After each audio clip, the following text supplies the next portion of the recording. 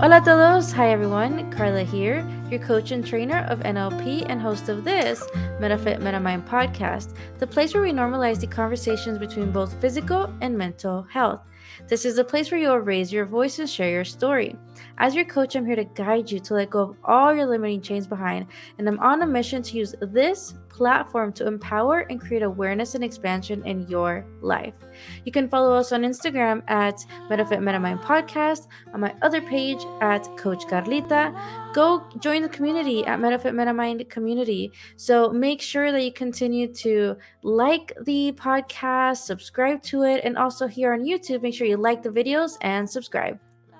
So today here on Metafit Metamind Podcast, I'm really excited to have this special guest who I don't know what, but something called me to you, Lindsay, to, have you on and share your story. So thank you so much for being on. Thank you for having me, Carla. I'm so excited to be here. This podcast, I started it so, I could share a story, but then I said, hey, I want others to share their story. But before we get to that point, can you tell me, who is Lindsay? The first thing that comes to mind is everything and nothing at all. That is a little vague, but so I am a human design expert and coach. And really what I love doing is helping people see how powerful, unique, and loved they are, because we all are, but at least at some points in our life we don't feel that way. And so that is one of the things that I love doing for people. Wow, I love that. I love that everything and nothing aspect and that concept, because it's something I've said all the time, like we're all everything and nothing. But then I heard it from Dr. Joe Dispenza. He says it in one of his books. So that's awesome. I love it. And it's no surprise that you would say that. So tell me, Lindsay, what is it? What is that thing or that chapter in your life or that journey that you'd like to share that has brought you to where we are at today? I talk about this a lot. So my life has kind of sucked for a lot. I was depressed. I had social anxiety. I felt like a weirdo my whole life. And my life really, the moment or the thought that changed my life was in 2017. I was dating my ex, and we were talking about my previous partner, and my ex was like, that guy sounds like he's a narcissist. And I was like, oh, I'd never even thought about that. Yeah. So I started Googling, and I was like, well, damn, he was. And then I started going down the rabbit hole even more, and I realized that my dad was as well. And I was talking to my mom, and I was like, Mom, I think Dad is a sociopath. That's what I thought back then. I think he's probably more narcissistic, but I was like, I think my dad is a sociopath. And then in that moment, it totally transformed my life. And later that night, I broke down crying, and it was this overwhelming sense of relief that it's not me. It's like, oh, it was my environment. If my dad is this way, that is why I have felt unlovable my whole life. And so the next thought I had was, I need therapy. And so I started going to therapy. And my whole entire world transformed. I started reading books and meditating and doing yoga and getting into health and fitness, because I think I lost 50 pounds that year, because I was I was so sad and depressed. And so that was kind of the defining moment that started this personal development inner work journey that I've been on for the past 5+ years. Interesting. And so for you, when you go through heavy stuff like that, your body does the opposite of what most people think or go to, you lose weight. Wow. Yeah. Well, because what you said is true. Like when I got into my relationship, I was really active and really fit. And then I started getting depressed. And so I gained a lot of weight. Yeah. And then having that revelation of my dad, starting therapy, really becoming aware of my thoughts and limited beliefs, and I'm not my thoughts. And you talk about Joe Dispenza, he's the first person I learned about meditation from. Oh, really? I guess he was supposed to be mentioned here. Yeah, he was. Yeah. But yeah, once I started healing, that's when and I wasn't even trying to lose weight, but it all just started falling away.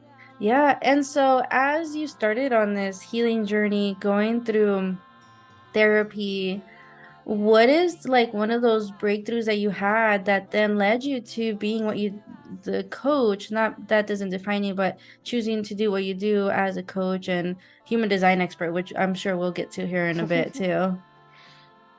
For me, I wanted to shout it from the rooftops, like, just start loving yourself and then everything will change, which I feel like just love yourself is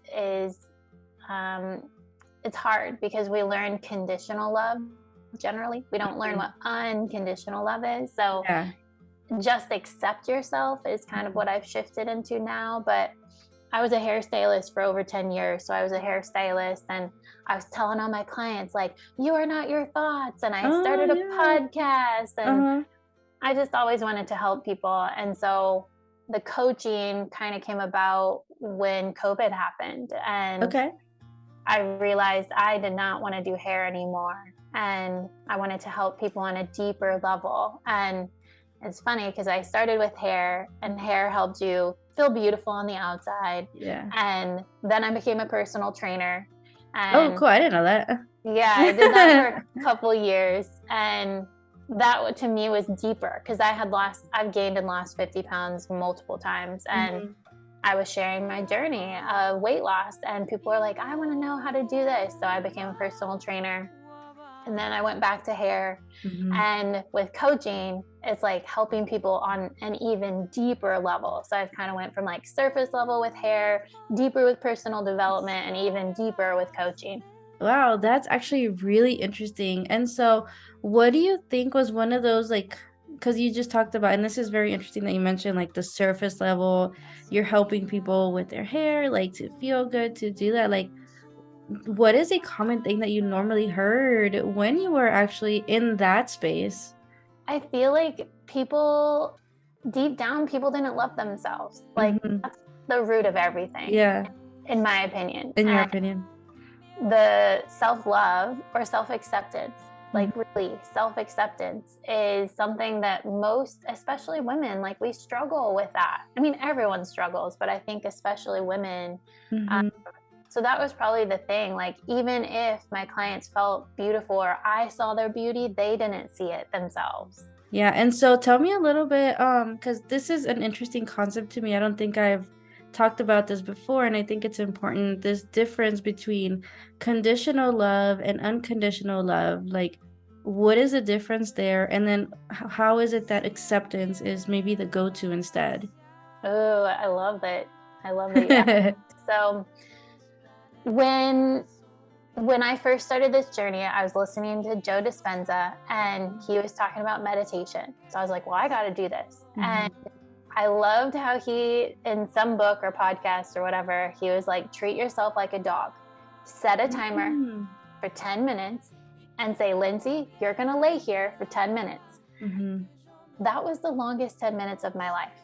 I was like, go off. I've been here for an hour. I was thinking about my list. I was like, I hate this. Then the more I did it, I think a week or two later, I was focusing on my stomach, my belly, because I've hated it my whole life. And I felt this overwhelming feeling of what I knew was unconditional love flowing from my heart, flowing from within me. Yeah. It's like, oh, this is the feeling that I've been looking for my whole entire life, looking for my parents, from partners, from guys, from friends, from everything and everyone. And so I think in that moment, and it's evolved over time, our parents, they do the best they can with the resources they had. And more often than not, they've been conditionally loved by their parents. If you do your chores, then you'll be loved. If you do this, you'll be loved. If you go to college, then you'll be loved. Instead of, unconditional love says, I love you regardless. I love you if you're the worst person on the world. I love you where nothing you will do will ever make me not love you. And I feel like because most of us grow up with that, just love yourself, it's hard to do because we don't even know what that means. And so that's why I've shifted it to accept yourself. Because we can accept yourself. I can accept that I'm being an asshole right now. I can accept that I just screamed at my partner or screamed at my kids or cut someone off in traffic. I can accept that. But it's harder to love in those moments if you don't even know what that means. Interesting. I think that's so important to like really think about. And I think my light bulb just turned on of like, oh, like if then, you know, this then that. And you know, I always talk about this book too, and I talked about a little bit about earlier. I did this, you were on the live or listening. I talked about, you know, we don't have to wait till something to feel something, right?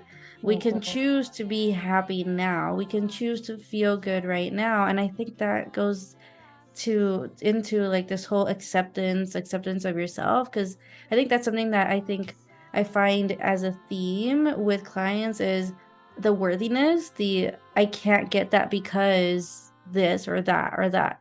And I think that's really cool that you even mentioned this conditional, unconditional. Now let me ask you though, in this unconditional love though, because you know, we want to love everyone. We want to love our family members, and it's all of this aspect. And no matter what, if you're the worst person, if you're the dumbest person, if you're whatever, right? I'm going to love you anyway. But how do you set those boundaries too? That is a tricky one because loving, so the first thing that comes to mind is an abusive relationship. If they're an abusive relationship, you love that person, but that doesn't mean you let that person walk all over you. Gotcha. So there's and to me that starts with loving and accepting yourself, because we, as hard as this may be, we attract like the mirror. Relationships are mirrors, and we attract like attracts like. And I know that that's a hard thing to hear, and especially it's hard for me to explain in some terrible situations, but boundaries show people how to love you. Yeah. And so you can unconditionally love someone, but if you're unconditionally loving yourself as well, you can say, hey, that behavior doesn't work for me. This is my boundary. This is the line. Yes. And you're letting them know how to love you, but you're also showing yourself love in that moment. Wow. I love that. I love that concept and how to create the boundary. Like, because I love myself, you know, this is something I'm not willing to accept, or, hey, I love you and this behavior is not okay. Or, hey, what is that we could do, right? And it's a concept that I learned it through NLP, which it sounds like you're talking NLP, honestly, where people are not their behaviors, right? We can accept the person, we can change the behavior because this or that, right? To go towards maybe the same alignment together, or if not, like figure out, do we part ways or not? So cool. Thank you for sharing that. So tell me, like, in this process, personal trainer, you know, doing hair before that, coaching, how the heck did you, so I figured out what human design was barely last year. So how did you find human design, and what's that done to you so far, or what's that done for you? Oh, I love this question.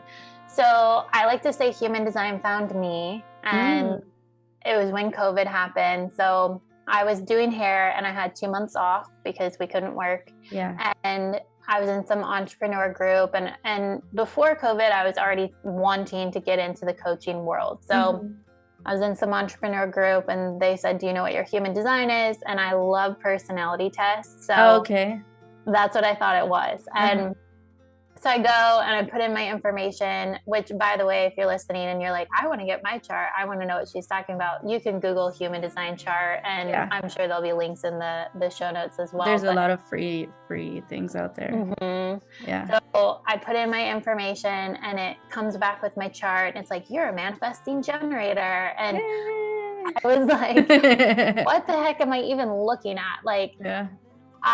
It's weird. Human design is weird. Is there even a definition for human design? Like, is there a way to explain it to someone that has no idea what this is? Because I'll tell you this, I attract a lot of Hispanic community here. And so that's not something that it's not something, honestly, that is very common. So unless you're really into the spiritual space that's where we figure out what that is. But tell us a little bit what exactly human design is. Yes, good question. Thank you. So human design is a modality, and it combines astrology, Kabbalah, I Ching, the chakra system, and quantum mechanics. Wow. And it uses your birthday, your birth information, to create your energetic blueprint. So when you Google human design chart, you put in your birth details, it'll pull up this weird looking chart. Yeah. It looks like an alien language. It'll say manifesting. It's got all of this data, weird symbols, weird terminology. But at the end of the day, there's only 3 things that you need to know about your human design. And human design, I'll share what those are in a minute. But to go back to what it is, our body is the all-intelligent vehicle. And I'm sure you talk about this all the time with NLP. Yes. Like, your subconscious mind is creating your reality. Your body heals itself. It breathes on its own. And your soul, your spirit, who you are, you're designed to be the passenger and just enjoy the ride. Interesting. But due to conditioning, due to society, due to limited beliefs and whatever, most of us are sitting in the passenger seat trying to take over the wheel. And that's why we feel this discord. Interesting. So human design is like, here you go. Here's how to operate your body so that you can live in alignment and do all of the amazing things that you're here to do, live out your life purpose, meet people and have opportunities and have adventures and live this dream life that we're all looking to live. Wow, so that's interesting, because I didn't even know it combined all those modalities of quantum and Kabbalah and all this other stuff in astrology. I knew astrology a little bit, like that it was somehow connected someone, because I figured out what my natal chart was years ago. Still figuring that part out too. That's another thing to figure out, right? Even having this is something I'm learning. Those are all the phases of the moon, and where the the phases of what month are we in, Sagittarius and all this stuff, right? So you can tell I've got some of that, but it's learning right now. And so after you discovered human design, that your profile is Mani-Gen or manifesting generator, how did that help you to maybe move more with your alignment? What was that for you? I think the main thing is I've thought I was a weirdo my whole entire life. Same here. I felt an outcast. I felt like a weirdo, and human design is like, yeah, girl, you're a freaking weirdo, and this is how you're designed. And I think the main thing is every time, and I still learn about myself, it's a complicated system, and they say it takes 7 years to fully live by your design. You can literally reprogram your DNA with this tool, but it made me feel seen, heard, and validated for being me. Yeah. And I tell my clients this all the time. I'm not going to tell you anything new, because I'm just telling you about yourself. Yeah. But through a new empowered lens. And that's why my thing is helping you realize how unique, because it celebrates diversity. That's the thing. We're all taught to be the same. You have to be the same. You have to do it like Susie down the street does it. And that's BS. Because you are a unique person. You are a powerful person, and you are innately loved. This system will help you realize that. Wow. Thank you for sharing all of that. And so in this process, going through this healing, figuring out, okay, the ex was, narcissist. I think my dad to going through your healing process, for you, like, what do you think is that correlation in your process? Because we touched on it already, that correlation in your personal experience between mental and physical health. And I like to talk about this because it's passion of mine, and also it's something that should be noted, because we're in this place of like, yeah, we're creating this, I'm in a better place, yeah, we go through challenges, but we're here. So what is that correlation for you? Like, how has that played out? The mind-body connection, that's been a big part of it, because for the majority of my inner work journey or personal development journey, it's been mind. I've read hundreds of books, I've listened to hundreds of hours I've consumed so much data. Yeah. And I was like, okay, like you said, like, we know quote unquote bad things are going to happen to us. We know our thoughts are creating our reality. We know that we're abundant in nature, and you can say the affirmations until you're blue in the face, which I did. And I was like, why is this not happening? Like, why is my world not changing? And once again, Joe Dispenza, change your body, change your life. When I started bringing the mind, body, heart connection, that's when my life started changing. And as far as the physical, my body has physically changed drastically in the last year, and especially since I started my journey.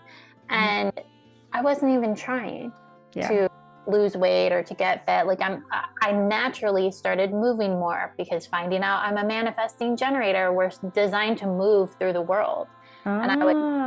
Interesting. No wonder I feel really good these last few months. Yeah, like if you're stagnant, if you're sitting around, if you're not moving, you're not utilizing your life force energy. And so my body, it's like, change your body, change your life, change the inner world, and your outer world will start changing as well, including your physical body. Oh, interesting. That's super, super important. So for those of you that are watching or listening to this, play this back, because this is actually really important. So also, like, that is something really, really interesting. Thank you. And this is also why I'm excited to have you on, because bringing in this concept of human design and getting to know ourselves better, that, hey, growing up, I think I'm weird. I think I'm crazy. Like, people don't get it. And then figuring out, hey, like, this is a design that I can move with and move in this process to make it maybe more ease and flow, or whatever that process for you is. So thank you for being on and sharing this part. Of course. Yeah. So let me ask you this, because I know that you do some really cool stuff. What is something that you are maybe excited about, or a goal that you have in the next few months, whether for yourself or for your business? I love that question. So for myself, it's just continuing to evolve and grow and expand. And then within my business, I'm launching a group program called Embody Your Design. And I'm really excited about it. And it goes back to the mind body. It's human design is a masculine feminine system, and the masculine side is the learning and the data and the action. But the feminine side is the being and the contemplation and the embodiment of it. And a lot of people are more in the masculine side. So within this course, I'm going to teach people how to decondition through the lens of their human design, so that they can start living the life of their wildest dreams. So that's what I'm really excited about. Nice. When do you think that's going to be, like, ready or launching an idea here? I don't know when this is going to go out, so it might already be past, but it's launching in October. So we start the second week of October. Yeah, this is coming before then, so next week. So it'll be out before then. Yeah, cool. So that sounds really awesome, and this is true. Living in the masculine society, go, right? That's just the norm, the thing that we're meant to do, because the harder you work, the more money, the more whatever that means, right? And sometimes it's actually not that. It's like, if we officially work, I think that's how we can also attract the abundance. If somebody wanted to learn from you, maybe they've gone through a similar journey from you or not, but they're like, hey, Lindsay, like, what is something that can help me in my life? What would you share with them? Learn your human design. And really, I love this because I forgot to go into it earlier, but it's a deep, complex system. But all you really need to know is your type, which is your energetic aura. Okay. Your strategy, which is how you put your body into cruise control, and allow it to do its thing. And then your authority, which is how you trust your body to make decisions. And you can Google that. There's so much information about that. You can also reach out to me. I'm happy to talk more about it with you. I have some courses, but those are the only 3 things that you need to know. So learn your human design. And if you don't resonate with human design, just learn who you are. Who am I?